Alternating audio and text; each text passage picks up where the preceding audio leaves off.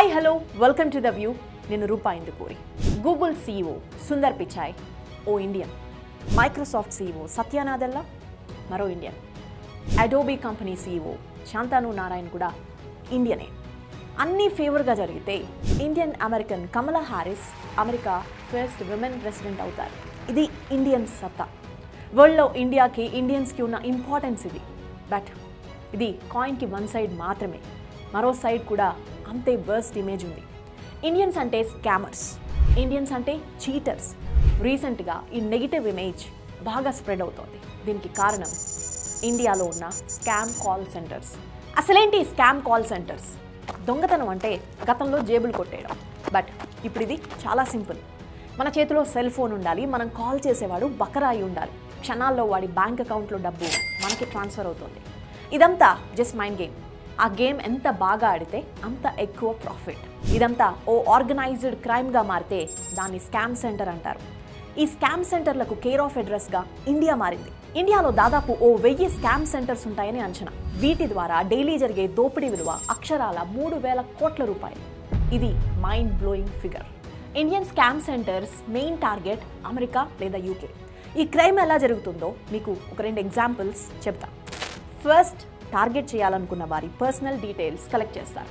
తర్వాత వాళ్ళకి ఒక మెయిల్ పంపిస్తారు లేదా ఫోన్కి మెసేజ్ వాట్సాప్ చేస్తారు. అమెజాన్ లేదా మైక్రోసాఫ్ట్ వంటి బ్రాండెడ్ కంపెనీల పేర్లను వాడుకుంటారు. ఆ కంపెనీల నుంచి ఆర్డర్ వచ్చిందని మెసేజ్ చేస్తారు.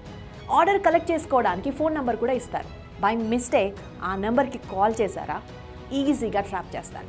స్కామర్స్ ఫస్ట్ అడిగే క్వశ్చన్ ఒక్కటే, మీ ఏజ్ ఎంత? 60+ అని చెప్తే చాలు, వారి పని ఈజీ అవుతుంది. తక్కువ ఏజ్ చెప్తే టైం వేస్ట్ చేసుకోకుండా కాల్ కట్ చేస్తారు. ఏజ్డ్ పర్సన్స్ని ఎలాగోలా ట్రాప్ చేసి బ్యాంక్ వివరాలు తెలుసుకుని అకౌంట్ ఖాళీ చేస్తారు. ఇంకో ఎగ్జాంపుల్ చెప్తా. మన కంప్యూటర్కి పోర్నోగ్రఫిక్ వైరస్ అటాక్ అయిందంటూ ఓ పాపప్ మెసేజ్ వస్తుంది. ఆ పక్కనే హెల్ప్ లైన్ నంబర్ కూడా ఉంటుంది. ఆ నెంబర్కి కాల్ చేస్తే కంప్యూటర్ని వైరస్ ఫ్రీ చేస్తామని చెప్పి మన బ్యాంక్ బ్యాలెన్స్ క్లోజ్ చేస్తారు. ట్యాక్స్ రీఫండ్ చేస్తామంటూ వచ్చే కాల్స్ కూడా స్కామర్స్ చేసేవే.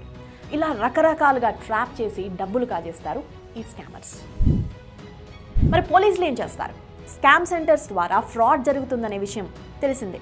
అయితే ఇక్కడ విక్టిమ్స్ ఇండియాలో ఉండరు. వారు కేసులు పెడితేనే కదా ఎంక్వైరీ మొదలయ్యేది. సో కేసులు ఉండవు, ఎంక్వైరీలు ఉండవు. పోనీ కేసులు పెట్టారే అనుకుందాం. అమెరికాలో ఉన్న విక్టిమ్ నుంచి స్కామర్స్ నేరుగా డబ్బులు ట్రాన్స్ఫర్ చేయించుకోరు. అమౌంట్ బిట్కాయిన్స్లోకి మారుతుంది. ఆ తర్వాత స్పెయిన్, రష్యా, మారిషస్, అటునుంచి ఇండియా ఇలా ట్రాన్స్ఫర్ అవుతుంది.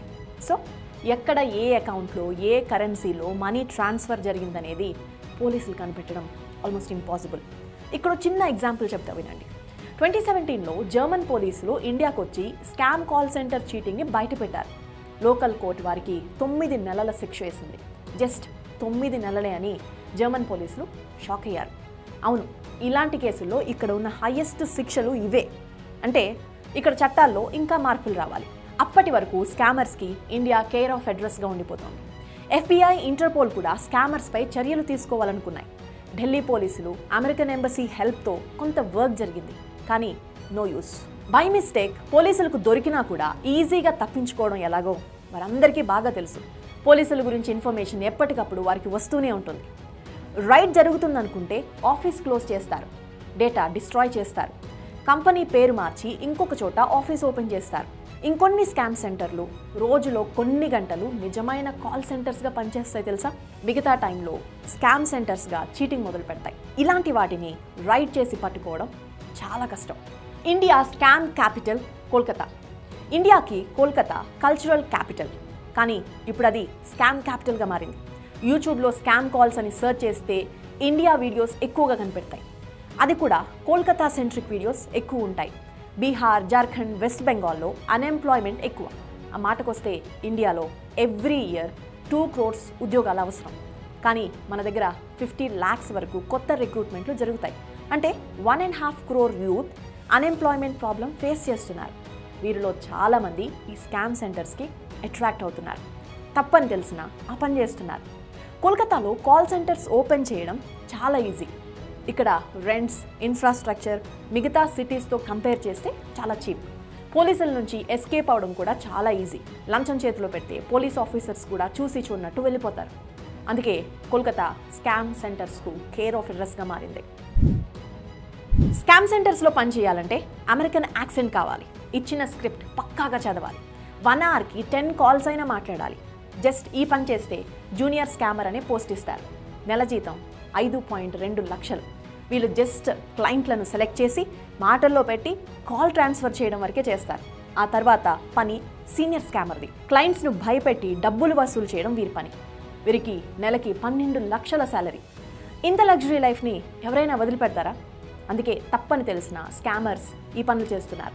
ఎంప్లాయీస్గా చేరిన చాలామంది ఆ తర్వాత సొంతగా స్కామ్ కాల్ సెంటర్స్ నడుపుతున్నారంటే ఈజీ మనీ ఎలాంటిదో వీ కెన్ అండర్స్టాండ్.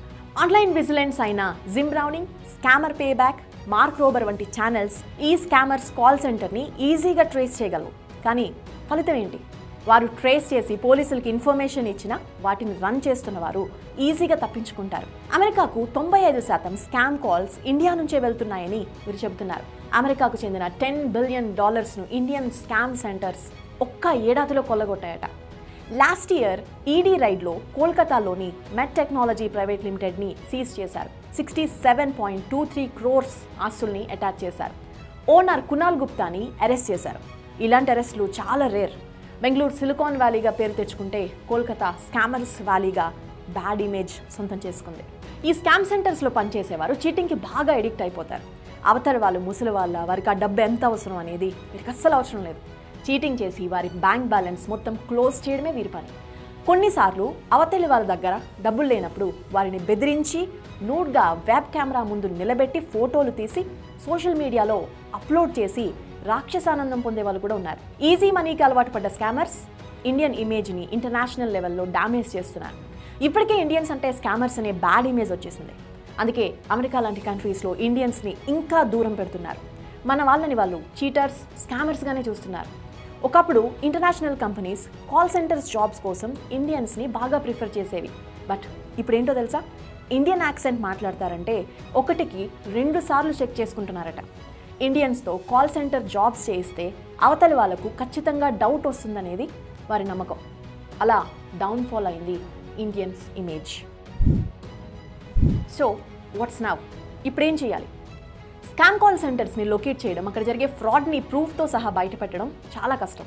పోనీ కష్టపడి వాళ్ళని అరెస్ట్ చేసిన 4-5 నెలల్లో జైలు నుంచి తిరిగి వచ్చేస్తారు. కొత్త కంపెనీ స్టార్ట్ చేస్తారు. సో ముందుకి యూత్కి ఎంప్లాయ్మెంట్ పెరగాలి. స్కామ్ సెంటర్స్కి అట్రాక్ట్ అయ్యే వారి నంబర్ తగ్గాలి. విక్టిమ్స్ దగ్గర నేను నేరుగా డబ్బులు తీసుకోవడం లేదు కదా, నేను నా శాలరీ కోసమే పనిచేస్తున్నాననే మైండ్ సెట్ మారాలి. ఫ్రాడ్ చేసేవారికి హెల్ప్ చేసినా అది ఫ్రాడ్ కిందకే వస్తుందని వారికి అర్థం కావాలి. స్కామర్స్కి సపోర్ట్ చేసేవారు, ఆఫీసులు రెంట్కి ఇచ్చేవారు, మ్యాన్ పవర్ సప్లై చేసేవారు, ఇలా అందరినీ ఈ క్రైమ్లో ప్రాసిక్యూట్ చేస్తే మిగతా వాళ్ళు భయపడే ఛాన్సెస్ ఉన్నాయి. మెయిన్గా టెలిగ్రామ్ గ్రూప్స్ ద్వారా స్కామ్ సెంటర్స్కి రిక్రూట్మెంట్లు జరుగుతున్నాయనే ఇన్ఫర్మేషన్ కూడా ఉంది. వాటిపై పోలీసులు ఫోకస్ పెంచాలి. ఇవన్నీ జరిగితేనే స్కామ్ సెంటర్స్ని కంట్రోల్ చేయగలం. ఇంటర్నేషనల్ లెవెల్లో డ్యామేజ్ అవుతున్న ఇండియన్స్ ఇమేజ్ని కాస్తైనా సేవ్ చేయగలం.